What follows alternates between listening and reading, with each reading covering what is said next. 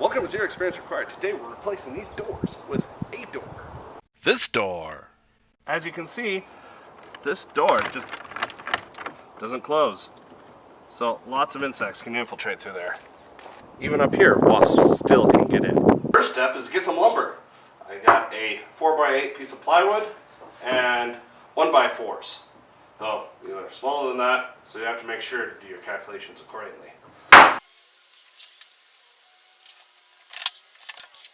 So I was planning on using this thing to clamp down, since it has a built-in clamp, but it's worthless.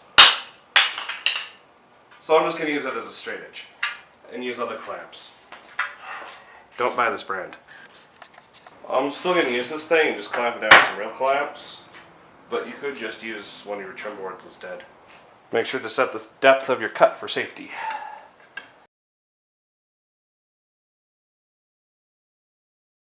Another reason to set your depth is so you don't damage your sawhorses as much if you accidentally have them lined up with the cut, like I did. Another thing, don't line them up with the cut. Before cutting all the boards, I marked them all and double-checked the measurement to make sure I didn't have a incorrect cut, and that worked. I both glued and nailed the trim boards. I suspended the backboard with the clamps, and I used 2-inch nails so they would not stick through with the plywood and the 2 trim boards to go through. I also used some wood clamps to correct warpage in the boards. To place the center board, I used clamps to get it into the correct place, and when I nailed it in, I just let the 2-inch nails go through. To deal with the warpage of the boards, I individually measured and cut each board that went across. Once they were in, I made sure to keep track of where they went.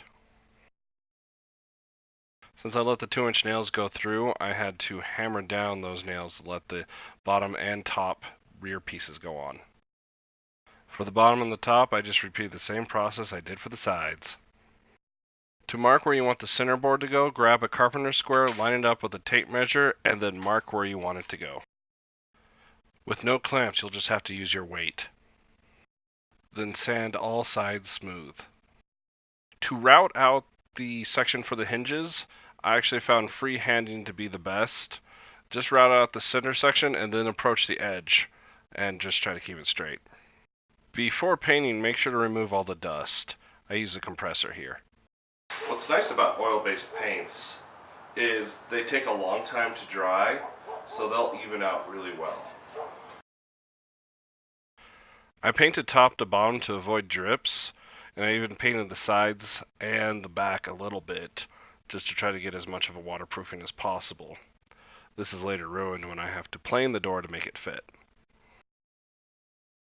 And here is how you clean up an oil-based brush. You don't. I've tried cleaning up oil-based brushes in the past, and it just doesn't happen. Acetone, mineral spirits, nothing works. They are always nasty afterwards and useless. When you buy hardware, never ever use their included screws. They're trash. I used some 3-inch screws that I had that are meant for drywall, but they should hold up in this way better than the hardware that was provided for this purpose. At this point, I flip over and then knock down all the nails and then flatten them out just so they won't be an issue when we're installing the door and when we later use it. Now we remove the old doors. This large really is a 2-person job. Even using the buckets and whatnot that we're using to prop it up, it was a pain with 2 people. It'd be better with 3, to be honest. But we got it in and then we realized it wouldn't shut. So we pulled out the electric hand planer. So I have an issue here where the lip I measured from is about 1/2 inch below this lip, or 1/4 inch, somewhere around there. So I'm going to run a planer on it. Nothing in this shed is square, plumb, or level. Ultimately, it might have been easier just to buy a new shed, but not cheaper. This electric planer was a godsend. I got it at a garage sale for like $3. So I also had to use chisels in the corners as well. But I got all the hardware on, and it worked.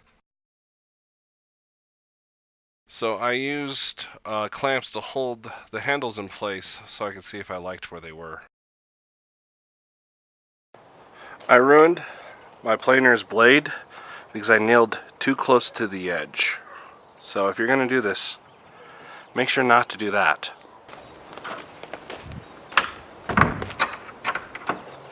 Thank you for watching this video of me making this door. Hopefully it was enjoyable and hopefully you learned something. If you did, like, subscribe, and comment. I'd especially like it if you did subscribe, because YouTube has changed their current policies so that anyone under 1,000 subscribers does not get any monetization. So that would be greatly appreciated. Thank you. See you next video.